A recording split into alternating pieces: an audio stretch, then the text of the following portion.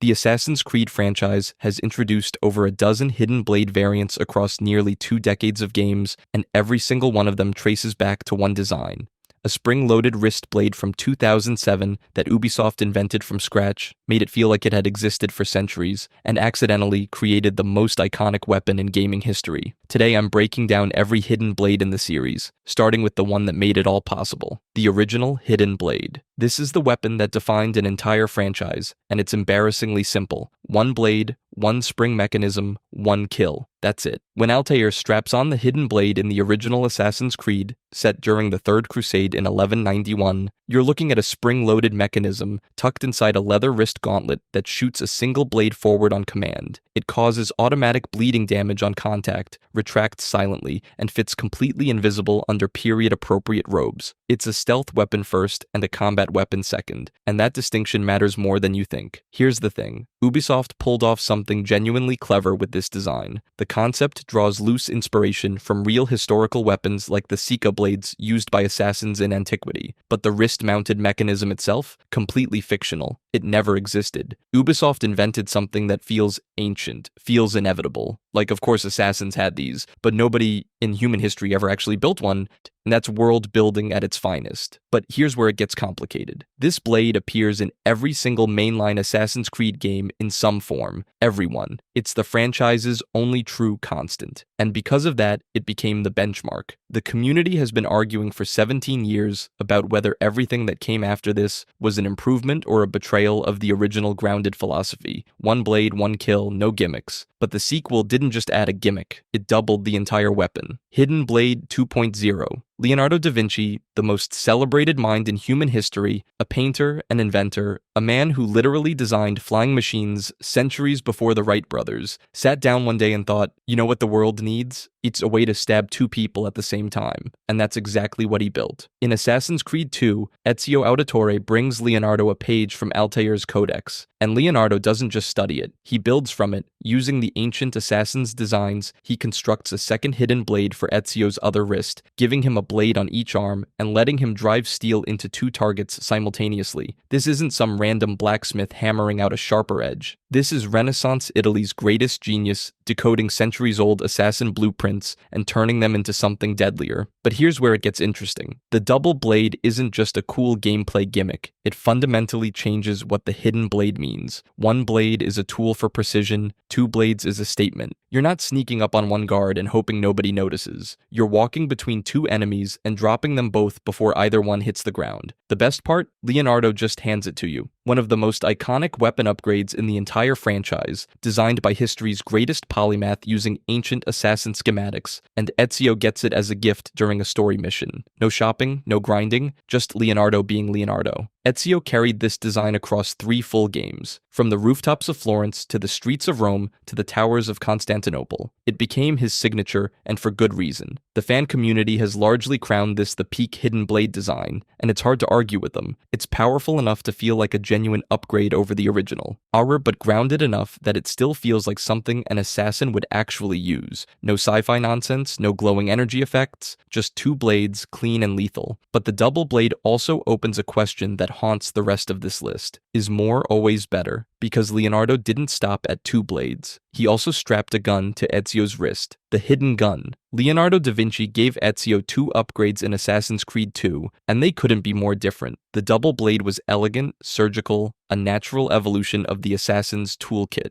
The Hidden Gun is a tiny pistol strapped to your wrist that fires a lead ball into someone's skull from across the room, and it's glorious. But here's the thing, it also completely contradicts everything the Hidden Blade is supposed to represent. And the entire philosophy of the Assassins is built around getting close, staying silent, disappearing before anyone knows what happened. A gun is loud, a gun draws attention, a gun is the exact opposite of stealth. So why does it work so well? Because the game makes you pay for it. Every single shot costs you gunpowder, and gunpowder isn't cheap or plentiful in Renaissance Italy. You can't spam it, you can't treat it like a primary weapon. Every trigger pull is a deliberate tactical decision, a moment where you're weighing whether this one target is worth the resource. That scarcity is what keeps it from breaking the game. But here's where the fan debate gets genuinely interesting. One camp argues the hidden gun undermines the core tension of assassination entirely. Why risk sneaking through a palazzo full of guards when you can just shoot your target from a balcony? The danger, the planning, the close quarters improvisation, all of it evaporates when you can kill from 30 feet away, and they're not wrong. The other camp fires back with an equally valid point. For pure no-detection runs, the hidden gun is essential. It lets you eliminate a target without ever entering a restricted zone, without ever triggering an alert, without leaving a single witness. It doesn't break stealth, it perfects it. Both reads are completely legitimate, and that tension is what makes the weapon memorable. It also quietly sets a template that the franchise would follow for years. Every ranged hidden blade variant that comes after this, the crossbow attachments, the phantom blade, and all of them trace their DNA back to Leonardo's chaotic little wrist cannon. But if a gun on your wrist sounds impractical, wait until you see what happens when someone straps a hook to theirs. The hook blade. Every hidden blade up to this point served one purpose: killing people more creatively. The hook blade said, forget that. Let's completely reinvent how you move through an entire city. Assassin's Creed Revelations dropped in 2011 and brought players to Constantinople, where the rooftops were strung with rope lines connecting towers, minarets, and market canopies. And mounted just below the standard blade on your wrist was a curved metal hook that could latch onto those lines and send you flying across the skyline. But here's the part that makes this variant genuinely special. It wasn't some young hotshot assassin discovering a new toy. The hook blade belonged to Ezio Auditore during the twilight of his career. Think about that for a second.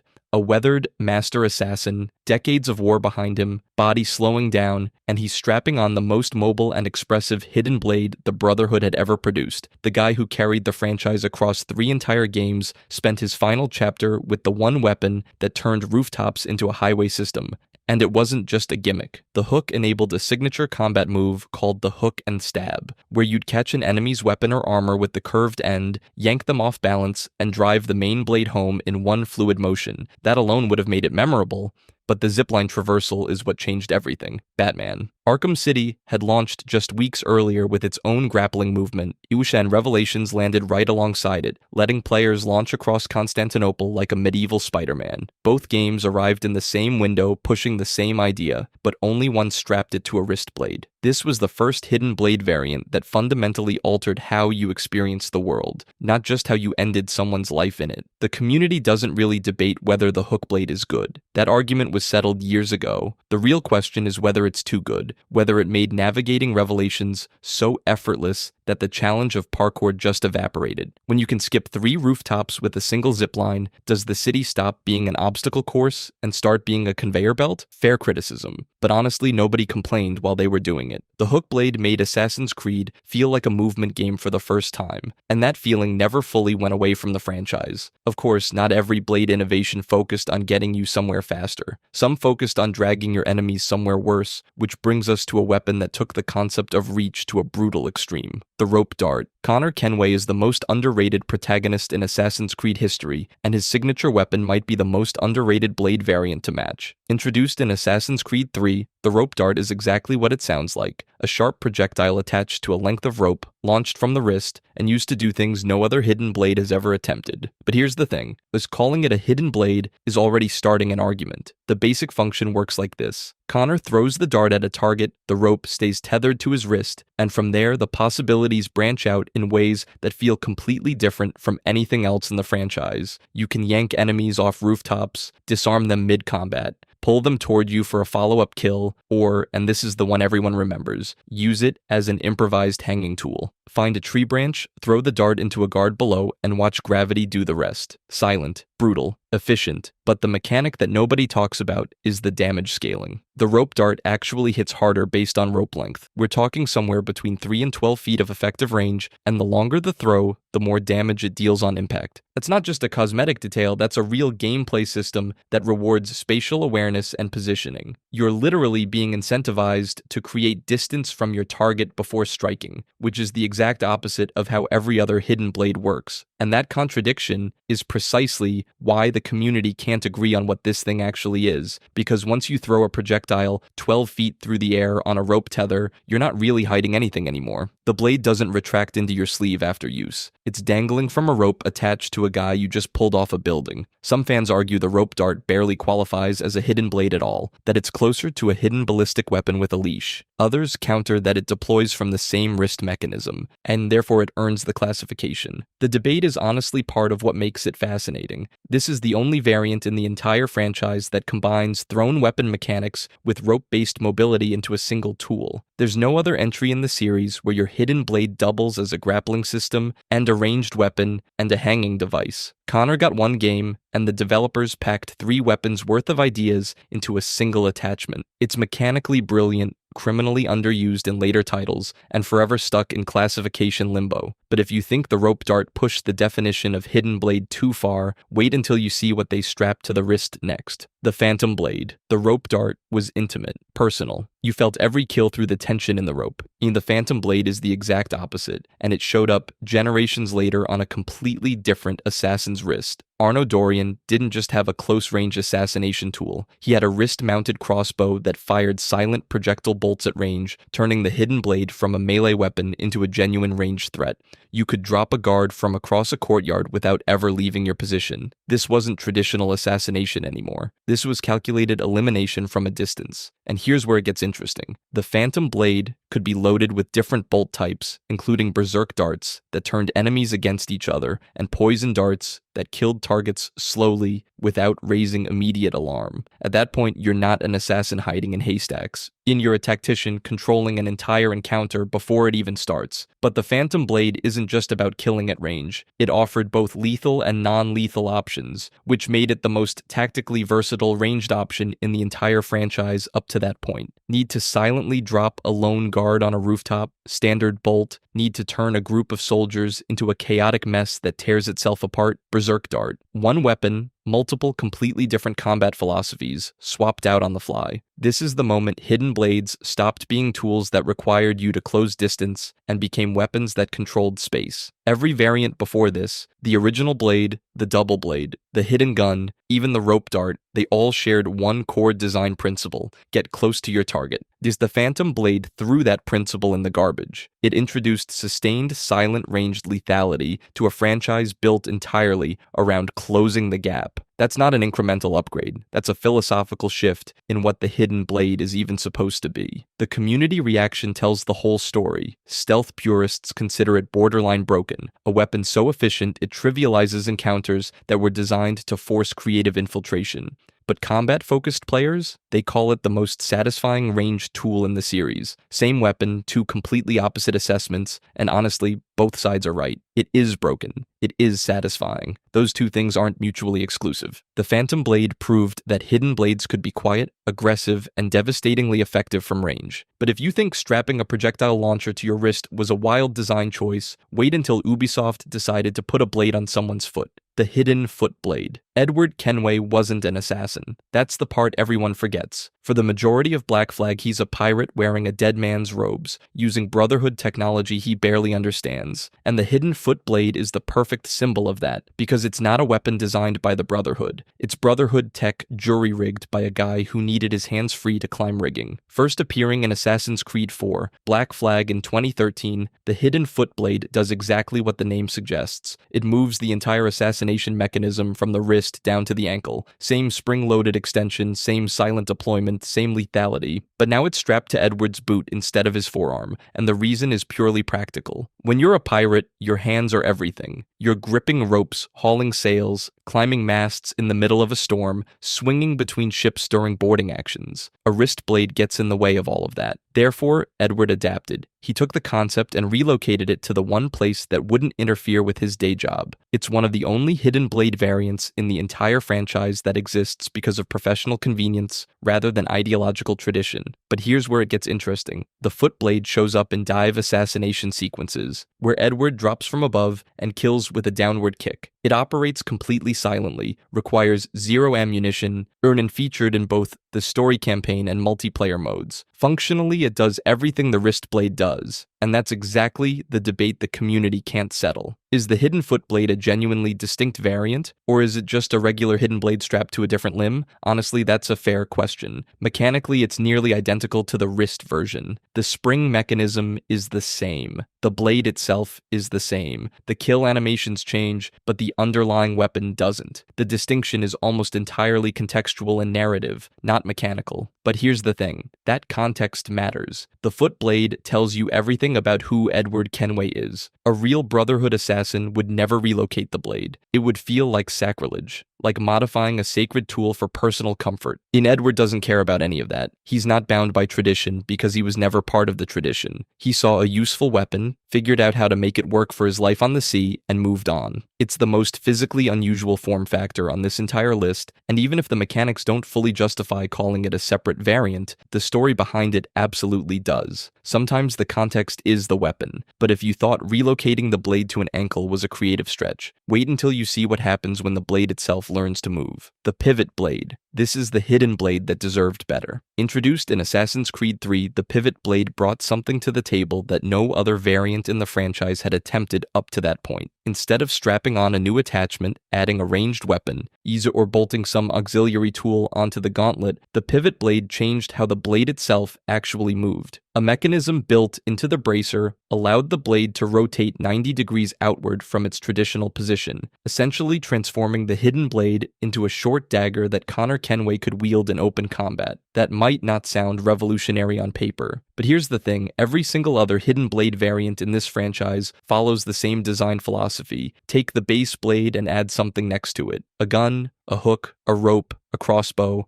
The pivot blade is the only one that looked inward instead of outward. It didn't ask, what can we attach? It asked, what if the blade itself could do more? But it wasn't just a cosmetic change. That 90-degree pivot fundamentally altered Connor's combat style, in letting him use the hidden blade as a primary melee weapon rather than just an assassination tool. It opened up dual-wielding combinations with his tomahawk, giving players a fluid close-quarters fighting style that felt completely different from anything the franchise had offered before. Learn the rhythm of switching between pivot strikes and tomahawk combos, and you had a setup that rewarded mechanical skill in a way no other hidden blade configuration ever did. So why has nobody heard of it? Because Assassin's Creed 3 launched in 2012 to one of the most divisive receptions in the franchise's history. Players argued endlessly about Connor's personality compared to Ezio. The pacing frustrated people, the frontier felt empty to some. The entire conversation around the game became about what disappointed fans, not what was genuinely innovative, and the pivot blade got buried underneath all of it. The community never had a chance to appreciate what Ubisoft had actually built here. Players were too busy debating whether Connor was a worthy successor to experiment with the full depth of his unique blade mechanics. Therefore, when Ubisoft moved on to Black Flag, the pivot blade didn't come with them. No sequel appearance, no spiritual successor, no acknowledgement that the concept ever existed. And that's genuinely a loss for the franchise. The idea of a blade that transforms its fundamental orientation, one that turns an assassination tool into a versatile combat weapon, was the most mechanically creative direction the hidden blade ever took. It represented a design philosophy where the weapon adapts to the situation rather than just giving you a new gadget to spam. But Ubisoft quietly moved past it without explanation, and the pivot blade became arguably the most forgotten weapon in the entire Assassin's Creed series, a victim of being attached to the wrong game at the wrong time. But if you think a forgotten blade is sad, wait until you see what happens when the hidden blade stops pretending to be a blade altogether. The Hidden Cane. Every other hidden blade variant on this list was designed to answer one question: how do I kill someone? The Hidden Cane doesn't care about that. It's asking something completely different. How do I make sure nobody in this room even suspects I'm dangerous? Debuting in Assassin's Creed Syndicate in 2015, the Hidden Cane is exactly what it sounds like. A Victorian-era walking cane with a short blade concealed in the tip. No spring-loaded wrist mechanism, no gunpowder, no electrical components, just a gentleman's accessory that happens to have a killing edge tucked inside it, and that simplicity is precisely what makes it fascinating. The cane was primarily used by Evie Frye during investigation missions across London, and its entire design philosophy revolves around social stealth. You're not strapping this to your forearm and flicking it out mid-combat. You're walking through a crowded ballroom, leaning on it like any other aristocrat, and nobody gives you a second glance. It operates silently, requires zero ammunition, and draws zero attention.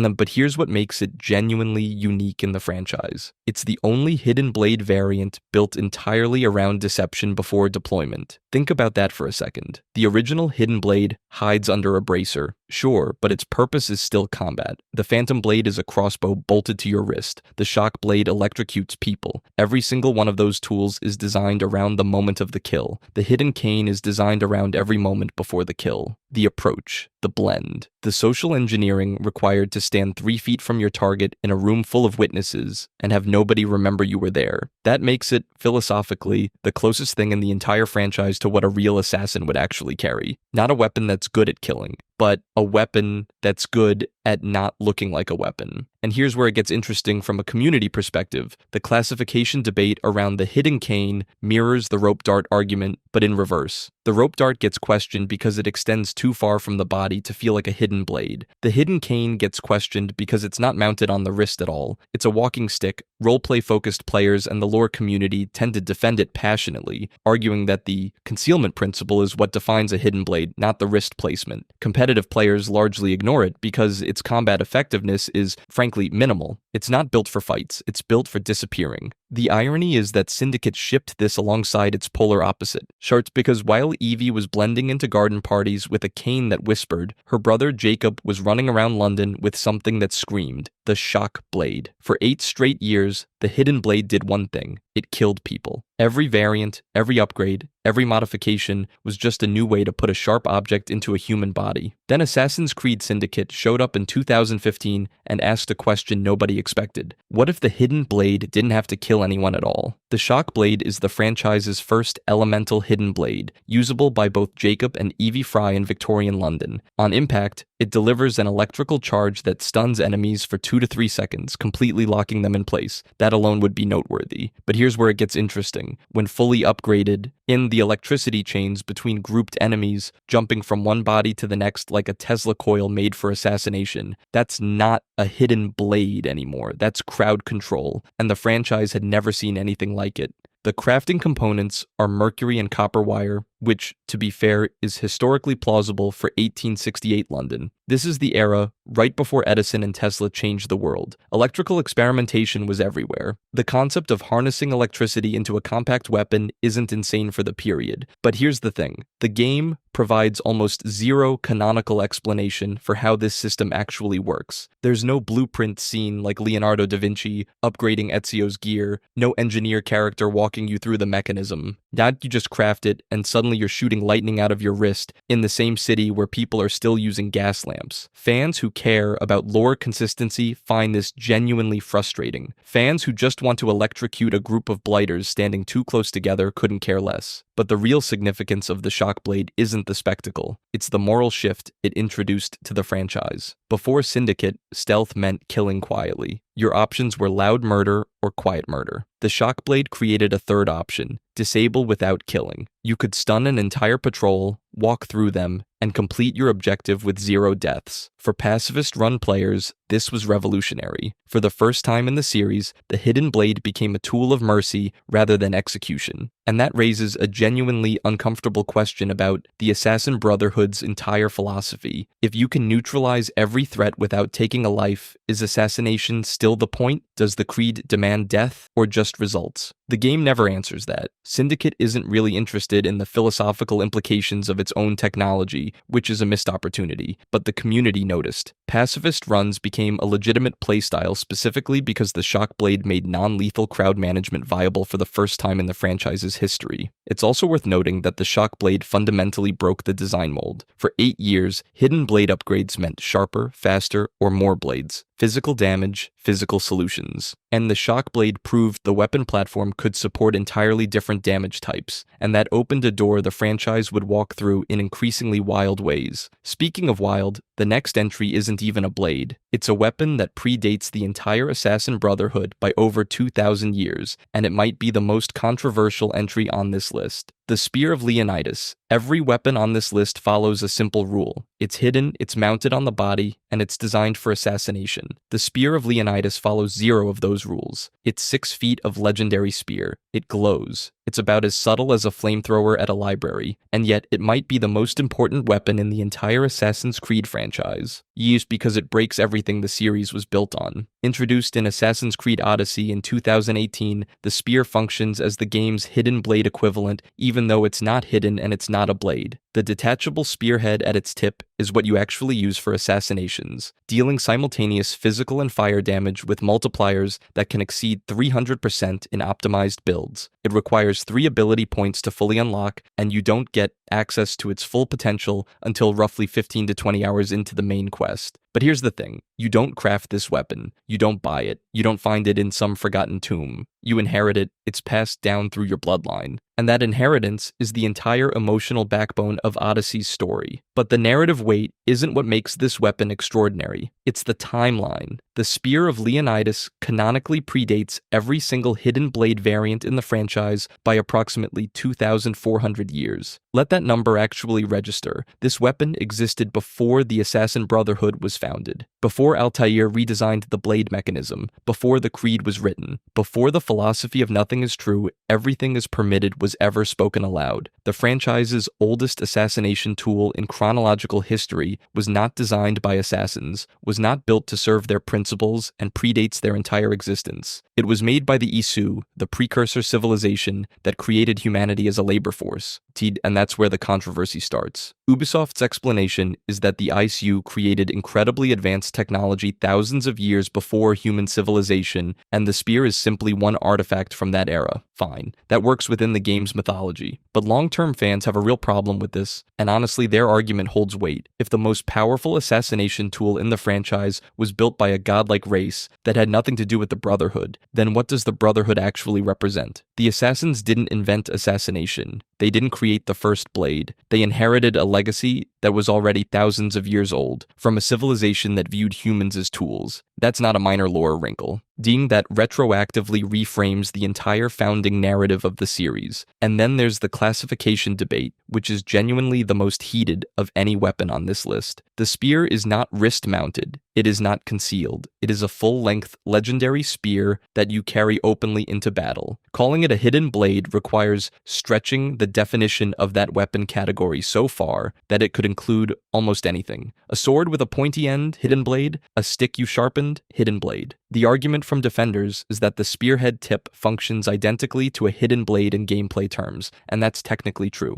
But gameplay function and lore classification are two very different conversations, and the community has been having both of them since 2018 with zero resolution. Here's what makes the spear genuinely fascinating beyond the debate. It asks a question the franchise has never answered. If the Spear of Leonidas came before the Brotherhood, before the Creed, before the entire philosophy of what it means to be an assassin, then where did assassination as a concept actually come from? Did the assassins create their identity, or did they inherit it from something far older and far less human? The Isu didn't hide in crowds, they didn't serve the people, they ruled them. The spear wasn't built for liberation, it was built for dominance. And yet it ended up in the hands of someone who used it to fight for freedom. That contradiction sits at the center of Odyssey's story, and Ubisoft has never fully resolved it. And the Spear of Leonidas isn't just the most powerful weapon on this list, it's the one that forces you to ask whether the Assassin Brotherhood invented anything at all, or whether they simply picked up a weapon that was already waiting for them, and built a religion around it. If you enjoyed this video and want to see more, click the video on the screen now.